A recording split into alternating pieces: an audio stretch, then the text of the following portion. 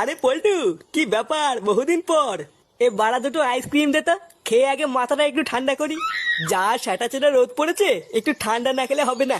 দে তোলে ওরা, দে তাড়াতাড়ি দুটো আইসক্রিম দে। আগের অনেক টাকা বাকি আছে, ওই টাকা দাও, তারপরে আইসক্রিম দেবো। পল্টুদা আইসক্রিম দেবে না বলছে।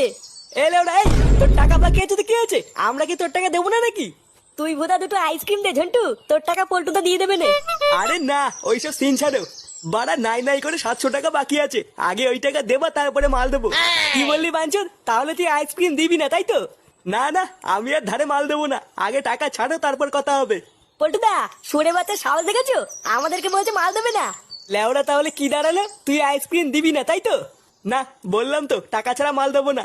এ ল্যাংচা, এই চোদনার দোকানটা ভাঙতো। বাড়ার দোকানে থাকবে না তো আইসক্রিম কি পুঙা মেরে বেচবে নাকি? আরে ঘরটা তো হেভি ঠান্ডা। হ্যাঁ হ্যাঁ, ওই এসি চলছে তো তাই একটু ঠান্ডা। হ্যাঁ হ্যাঁ, বুঝেছি বুঝেছি। আচ্ছা বৌদি, এই কাকু কখন আসবে? উনি তো কালকে সকালের আগে আসবে না, ওনার তো সারা রাত ডিউটি। ভাগ্যিস তুমি এসেছো, আমার না এই বাড়িতে একা একা থাকতে খুব ভয় লাগে। না না, কিসের ভয়, আমি আছি তো।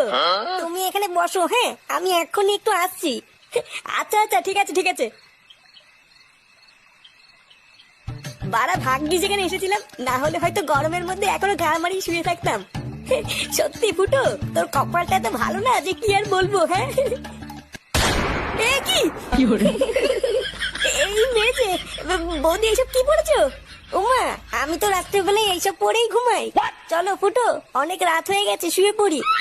গার মেরেছে রে, এইসব কি দেখছি।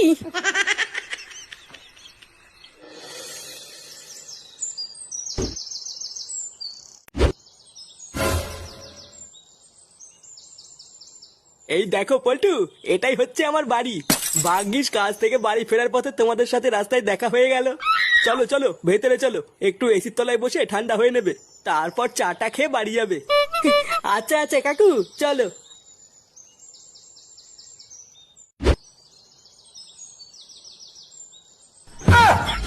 এ কি কে রে বাড়া? ফুটো?